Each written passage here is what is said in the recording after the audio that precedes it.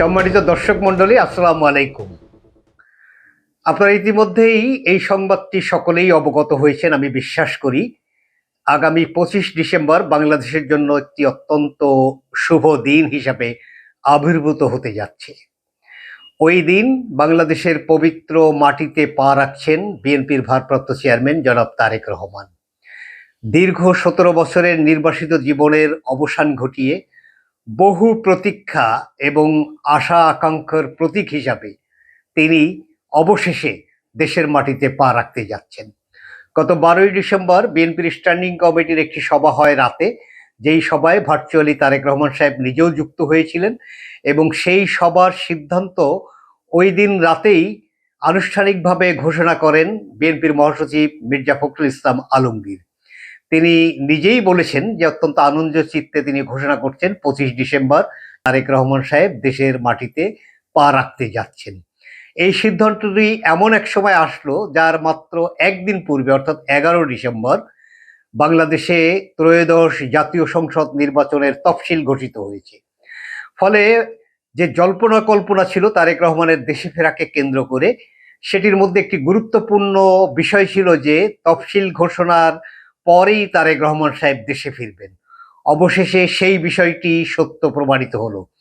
এর আগে বিএনপির পক্ষ থেকে বা নানা মিডিয়া, নানা ধরনের মাধ্যম, এমনকি তারেক রহমানের বিরুদ্ধচারণকারী যারা, তারাও নানাভাবে তারেক রহমানের দেশে ফেরা নিয়ে নানা তথ্য দিয়েছেন, নানা অপতথ্য দিয়েছেন, নানা কুতথ্য প্রচার করেছেন।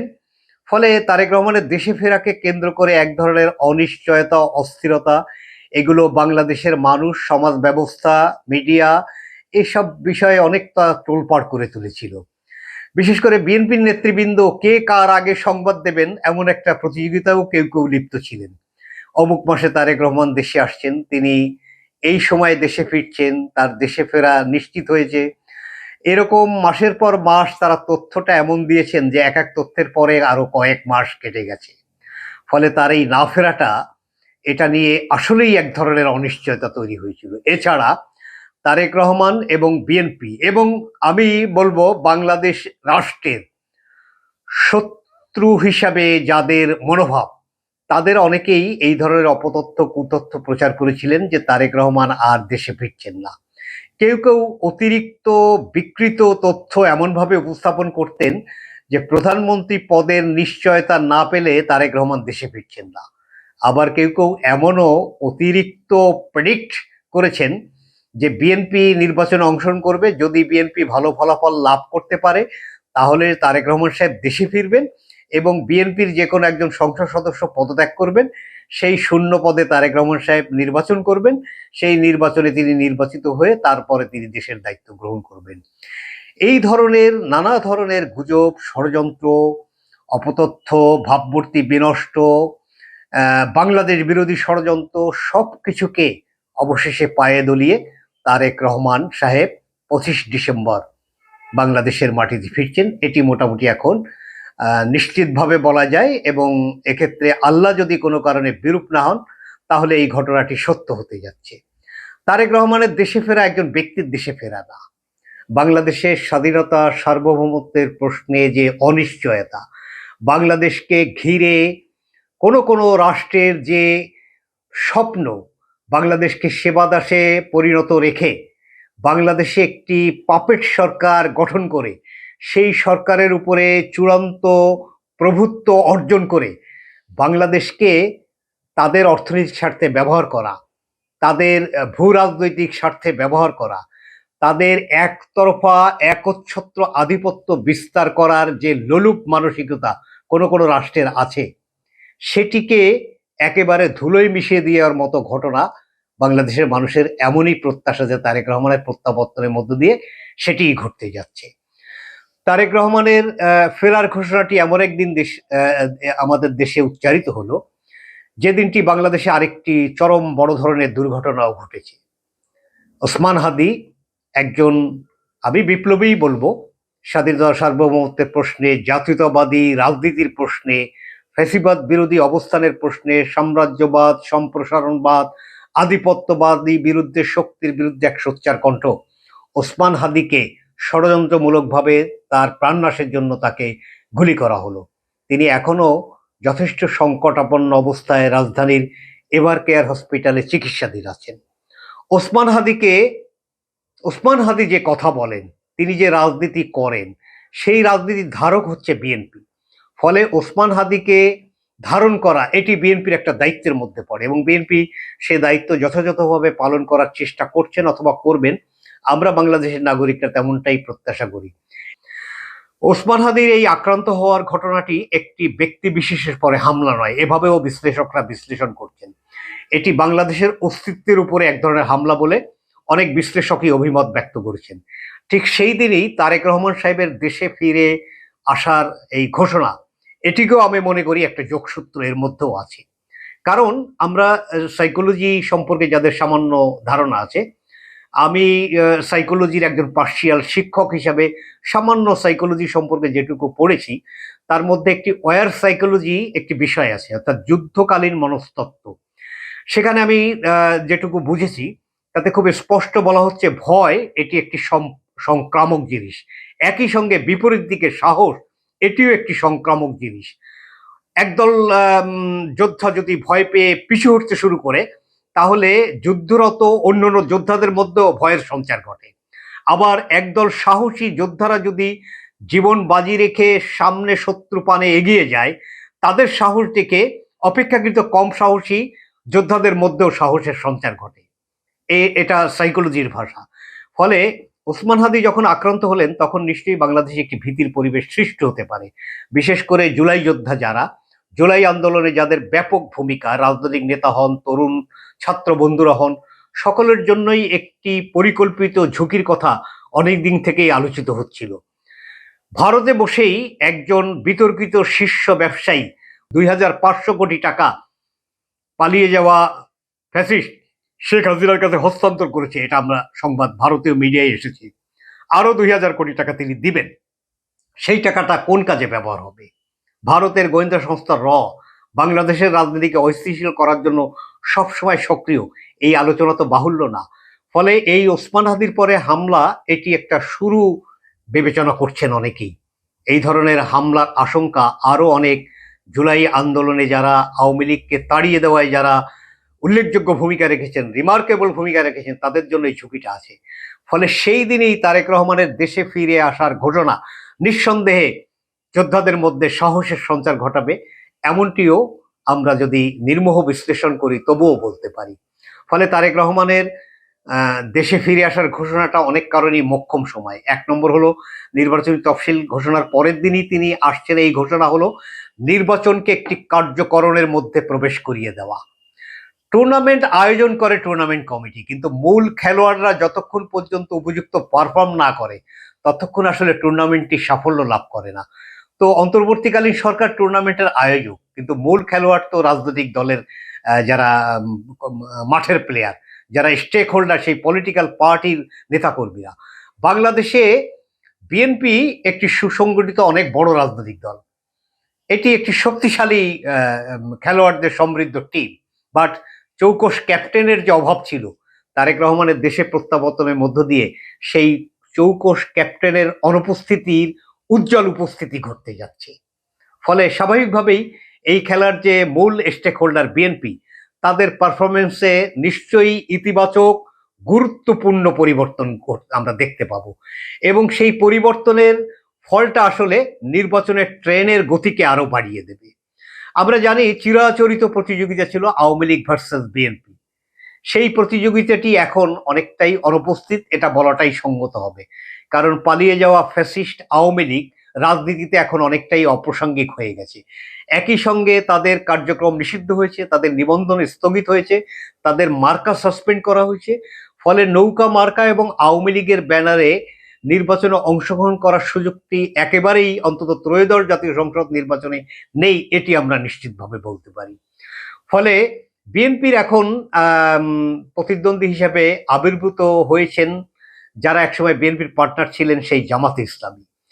জামাত ইসলামী খুব বেশি রকমের চেষ্টা করছে এবং তাদের চেষ্টার মধ্যে এক ধরনের বাড়াবাড়িও আছে এবং বিএনপির বিরোধিতায় এক ধরনের লাগামহীন আচরণও তারা ইতিমধ্যে প্রকাশ এবং প্রচার করেছেন, যেটি অনেকেই স্বাভাবিক স্বস্তির বিষয় মনে করছেন না। কিন্তু তারপরও রাজনীতির মাঠে নিশ্চয়ই প্রতিদ্বন্দ্বী থাকবে। জামাত বিএনপির প্রতিদ্বন্দ্বী হিসেবে কতটুকু ভালো করতে পারে এর একটা সীমাবদ্ধতার কথা বোধহয় জামাত নিজেরা ভাবতে পারেন না। বিএনপিকে নিয়ে তাদের যে কথাবার্তা, তাদের যে বিরোধিতার ভাষা, সেটি সঙ্গত কিনায় প্রশ্ন উঠেছে। আবার এর বিপরীতে বিএনপির নেতাকর্মীরাও তারাও জামাতের বিরুদ্ধে এক ধরনের বাকযুদ্ধে নিজেদেরকেও লিপ্ত করে ফেলেছেন। তারেক রহমান সাহেব দেশে ফিরছেন, তার উপরে প্রত্যাশার চাপ কিন্তু অনেক। তারেক রহমান সাহেব দেশে ফিরছেন, তার জন্য চ্যালেঞ্জও অনেকগুলো। তারেক রহমান সাহেব দেশে ফিরছেন, নিজ দলকে সামলানোর একটি চ্যালেঞ্জও তার সামনে আছে। তারেক রহমানের দেশে ফেরা নিশ্চয়ই বাংলাদেশের যারা শত্রু তাদের জন্য স্বস্তির কারণ নয়। পশ্চিমা দুনিয়ায় একদল অ্যাক্টিভিস্ট অবস্থান করেন যারা বাংলাদেশের নাগরিক। তাদের পক্ষ থেকে তারেক রহমান সম্পর্কে যত তথ্য প্রচার করা হয়েছে তার মধ্যে অপতথ্য, গুজব, কুতথ্যই বেশি। বেগম খালেদা জিয়া যখন গুরুতর অসুস্থ, তারেক রহমান একজন সন্তান হিসেবে তার হৃদয়ের আকুতি এবং আক্রান্ত, এটি যদি আমরা বুঝতে ব্যর্থ হই এবং এটি নিয়ে যদি আমরা অপরাজনীতি করি, তাহলে আমাদের রুচি, সংস্কৃতি, শিক্ষা, বিবেকবোধ এগুলো নিয়ে কিন্তু প্রশ্ন উঠবে, এটিই স্বাভাবিক। যেখানে তারেক রহমান 23 ডিসেম্বর বেগম খালেদা জিয়া গুরুতর অসুস্থ হওয়ার পরে তার দেশে ফেরা নিয়ে এই ধরনের প্রশ্ন তুললেন যে সন্তান মায়ের এই গুরুতর অসুস্থতার সময় তার পাশে দাঁড়াতে পারে না, সেই সন্তান দেশের মানুষের পাশে কিভাবে দাঁড়াবে? এই ধরনের কথা বলে মায়ের জন্য হৃদয়ে হাহাকার হওয়া একজন সন্তানকে আরো আঘাতপ্রাপ্ত করা, এটি অমানবিক। সে কাজটিও আমাদের এই দেশের অনেক রাজনৈতিক দলের নেতাকর্মীরা করেছেন। এই দেশের অনেক নাগরিক যারা দেশের বাইরে অবস্থান করেন তারাও করেছেন। তারেক রহমান সাহেব 29 নভেম্বর একটি পোস্ট দিয়েছিলেন তার ভেরিফাইড ফেসবুক পেজে। তিনি লিখেছিলেন, এমন সংকটকালে মায়ের স্নেহ স্পর্শ পাওয়ার তীব্র আকাঙ্ক্ষা যে কোনো সন্তানের মতো আমারও রয়েছে, কিন্তু অন্য আর সবার মতো এটা বাস্তবায়নের ক্ষেত্রে আমার একক সিদ্ধান্ত গ্রহণের সুযোগ অবারিত ও একক নিয়ন্ত্রণাধীন নয়। এরকম একটি আবেগী কথা বলার পরে সেই শোকাহত সন্তানকে আবারও আঘাত করা, তার দেশে ফেরা নিয়ে কুতথ্য দেওয়া, এগুলো কতটা মানবিক হয়েছে সেটা নিশ্চয়ই আমি তাদের মানবিকতা বোধ থাকলে তাদের কাছে প্রশ্ন করতে চাই। ভারত আমাদের অনেকেই বলেন যে আমাদের সবচেয়ে অপরিহার্য বন্ধু। ভারত আমাদের প্রতিবেশী, কোনো কারণেই ভারত প্রমাণ করতে সক্ষম হয়নি যে তারা আমাদের বন্ধু। বরঞ্চ তাদের বিগত দিনের আচরণে, 54 বছরের আচরণে ম্যাক্সিমাম প্রমাণ হয়েছে তারা আমাদের শত্রু, তারা আমাদের অমঙ্গল চান। তারা জাতীয়তাবাদী রাজনীতির প্রতিভূ হিসেবে তারেক রহমানের দেশে ফেরাকে ভালো চোখে দেখবেন না। তাদের গোয়েন্দা সংস্থা বাংলাদেশে অনেক অপকর্মের জন্য দায়ী। বাংলাদেশের প্রচুর সংখ্যক মানুষ বিশ্বাস করে জিয়াউর রহমানের হত্যাকাণ্ডের সঙ্গে র দায়ী।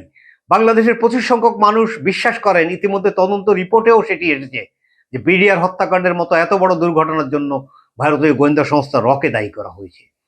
ফলে তারেক রহমান সাহেবের নিরাপত্তার প্রশ্নটি আছে, তা নিয়েও অনেকে বদরসিকতা করেছেন।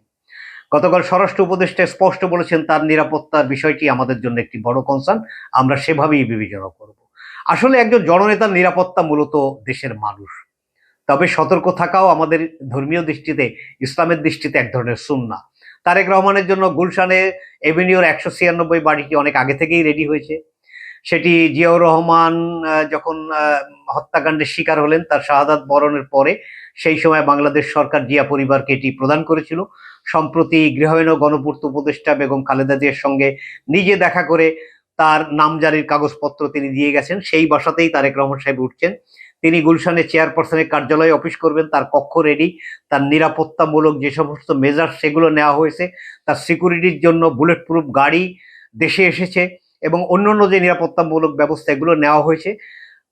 জীবনের মালিক আল্লাহ এবং দেশের জনগণ নিরাপত্তা বিধানের জন্যই সবচেয়ে আসলে জনগণের ভালোবাসাটাই মুখ্য। তারপরও জাগতিক যে সমস্ত ব্যবস্থা সেগুলো নেওয়া হয়েছে।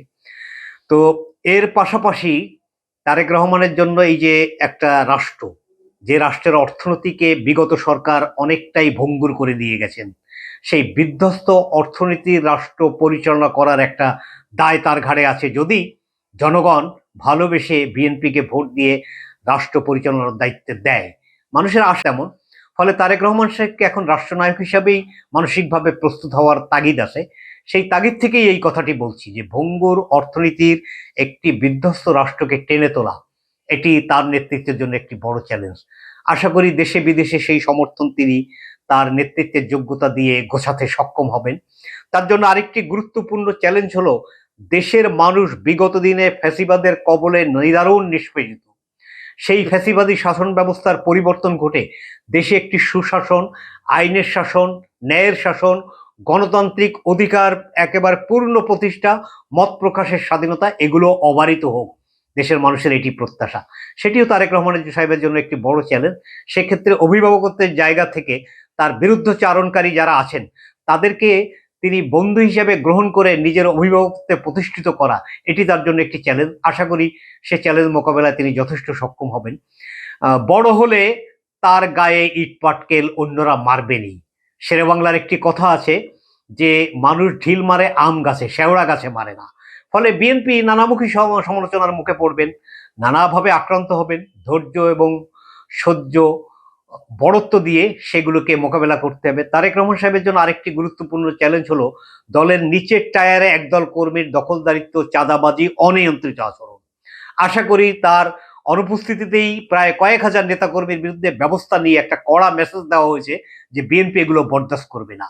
তার দেশে ফেরার পরে তার উপস্থিতিতে এটি আরো সক্রিয় হবে এবং খুব অল্প সময়ের মধ্যে তাদের অনিয়ন্ত্রিত নেতাকর্মীরা এটা বুঝতে সক্ষম হবেন যে বিএনপিতে অনাচারের কোনো জায়গা নাই। এটি তারেক রহমান সাহেবের জন্য একটি গুরুত্বপূর্ণ চ্যালেঞ্জ। কারণ দেশের মানুষের একটা অংশ বিএনপির পরে সামান্য হলেও অসন্তুষ্ট হয়েছে।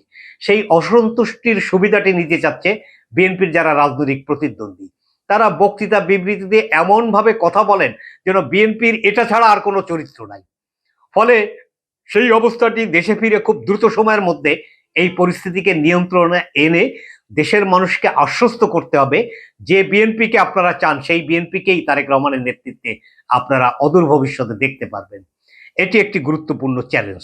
এই রাষ্ট্র কাঠামো মেরামত সংস্কারের যে প্রশ্নগুলো সামনে এসেছে সেগুলো কার্যকরভাবে তিনি কার্যকর করতে উদ্যোগী হবেন। সেই ধরনের একটি মেসেজ সমাজের নানা শ্রেণী পেশার মধ্যে তাকে নিশ্চিত করতে হবে যে তিনি এটি করতে সক্ষম, তার নেতৃত্ব সেটি ধারণ করেছে।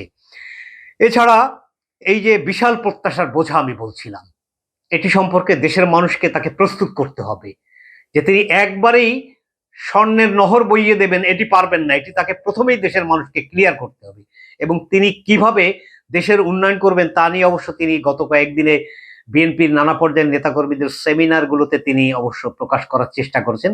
এটি আরো কার্যকরভাবে তাকে মানুষকে কনভিন্স করার জন্য যথেষ্ট উদ্যোগী হতে হবে। আমরা তারেক রহমানের দেশে ফেরাকে স্বাগত জানাতে দেশের মানুষ অধীর আগ্রহে অপেক্ষা করছে। তারেক রহমান জিয়াউর রহমানের সন্তান, তার মধ্যে জিয়াউর রহমানের প্রতিচ্ছবি দেখতে চায় দেশের মানুষ।